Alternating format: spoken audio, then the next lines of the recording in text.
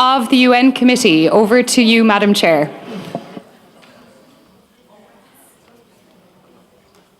Thank you everyone for your patience in our deliberations. I will be brief in my summing up of our findings. Needless to say, it was a fruitful discussion on the standards and obligations that are held within CRPD. And in deliberating the cases that were the communication that was presented before us, we've dealt with it as a joint application from the complainants, and we have a finding against Gilead on Article 23, paragraphs 2, 3 and 4. Supporting this finding is a recognition of the interrelationship of all human rights and fundamental freedoms, and we drew on Article 9 from the 9.1 of the Convention on the Rights of the Child. And this also reflects the provisions within Article 7 of CRPD with respect to the rights, will and preferences of Laszlo, as well as June in Article 12 of CRPD. We're finding a violation for June in terms of Article 25, the right to health. In paragraphs A, in her reasonable expectation of the same range and quality of health services, and D, free and informed consent. We also find a violation of Article 5 for both complainants, not necessarily in terms of the arguments that were posed for a violation of non-discrimination, but more so that Gilead was unable to substantiate an undue burden defence. Just relying on financial costs does not examine the entirety of the obligation. Hence, we find Gilead in violation of non-discrimination as it relates back to Articles 23 and 25. We now have the announcements of the best team, the best speaker, the best rebuttal. Is that it? Yeah. So, after careful deliberation and difficult discussions, the committee have asked me to announce that the award for best team goes to Rights and Wrongs representing Laszlo. Congratulations!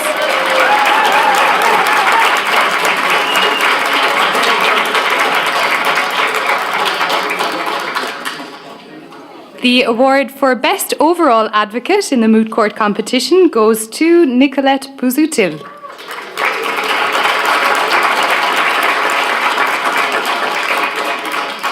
And the award for Best Rebuttal in the Moot goes to Kate Sherry.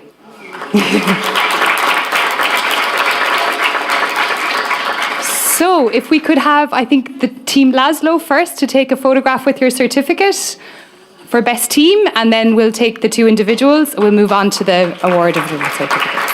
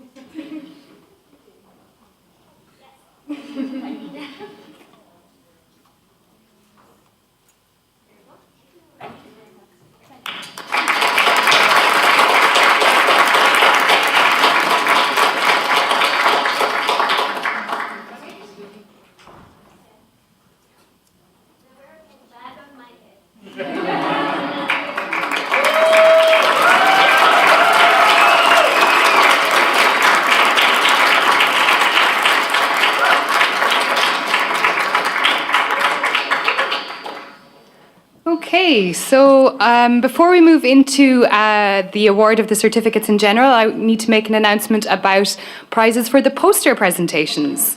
So I have here the results as decided by Luke and Stella. And Luke has asked me to say a few words from him and Stella. He said, "Could you please pass on that Stella and I were incredibly impressed by each and every poster. I don't think I have seen a higher quality poster event ever. It was almost impossible to pick out a winner in each category." So we have 2 categories. We have one advocacy category and one student category. He says, "And our choice does not reflect the quality of the research each poster explained. We focused on the accessibility, the layout, and the visual impact of the posters, and even in this respect, it was a very, very, very difficult choice. Our choice as winner for the advocacy poster was Meta's poster Derechos Sexuales en Lengua de Censas Uruguaya." I have terrible pronunciation in Spanish, apologies. And our choice for the student poster was Sarah Harrington for Disability and Sexuality in the Media. Unfortunately, our 2 winners have already left, but we have announced them to them, and we managed to have a photo op this morning with Meta, so that was great. Luke says, "Once more, could we emphasise how incredibly impressed we were with every poster and grateful to the poster developers and designers we spoke to for explaining the wonderful work that had gone into their design." So I think we now move on to the award of certificates to the participants, and Maria is going to call out the names, right?